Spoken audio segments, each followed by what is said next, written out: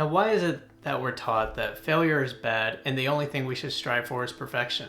Now, this notion of perfectionism, it's led to a negative culture where we're just afraid to fail. And in fact, there are articles and studies out there that talk about how perfectionism is our greatest enemy, and it can even end up leading us to burnout. And what we need to keep in mind is that failure and criticism are just a part of natural life, and we need to understand that they do not reflect our abilities and who we are as a person, so it's okay and we should just allow those to happen. And this leads us to why overcoming rejection is a valuable learning experience in our growth and development. And what we're going to talk about here today are some useful tips on how we become more resilient in the face of adversity.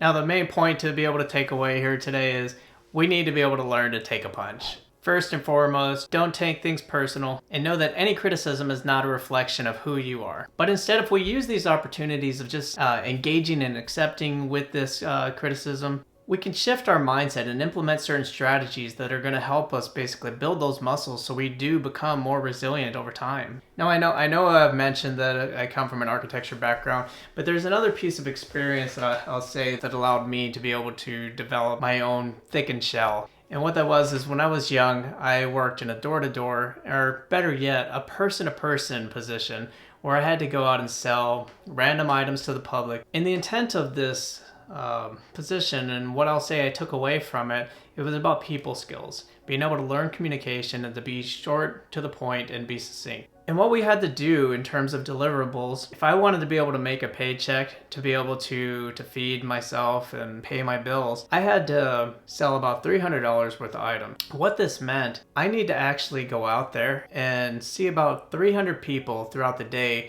to be able to get 30 yeses.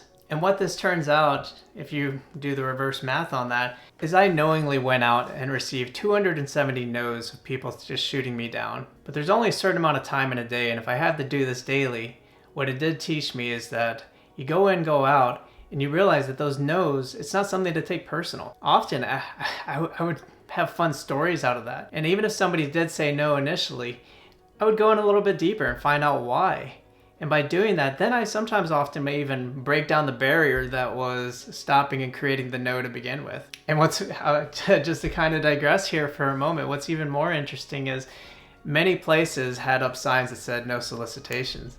To me, I found that challenge as those are the people who actually did want to see me. And when I did go in there and I talked to them, those are the folks who were happy to have the conversation. So yes, there are no's that are out there, but not everything's a hard no. And they should be taken with a grain of salt because you never know what opportunities you may find behind that door. And one lesson that I learned as an architect, and I believe this is valid to anybody within the creative industry or even in business entrepreneurs because you are creating something as well, is that people will have opinions and will critique your work regardless. Now, instead of dwelling on it and thinking about what went wrong, absorb the information and look at that as an opportunity to evolve and to put out version 2.0 of yourself and your content or for evolving the business or idea that you're working to generate. And I'll tell you, in my personal life and my professional life, often the best experiences that I had were from my biggest mistakes, because it is from our mistakes that we're able to learn and evolve. So I challenge us all, face rejection, just take it and just embrace it. Absorb that critique or criticism and just be able to move forward and keep working towards your goals. And if you're struggling with ways to be able to work through that failure, here are some tips and strategies that you can use. Number one, just relax and breathe. Bad criticism, it isn't the end of the world. Things do go on. Number two, strengthen your neck.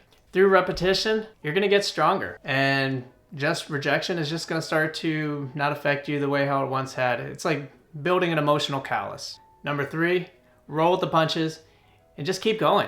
And just like I did with the no's in the door-to-door situation, just lean into that criticism, lean into the no's. Over time, those no's are going to come back and turn into a yes. And even if they don't, that's okay.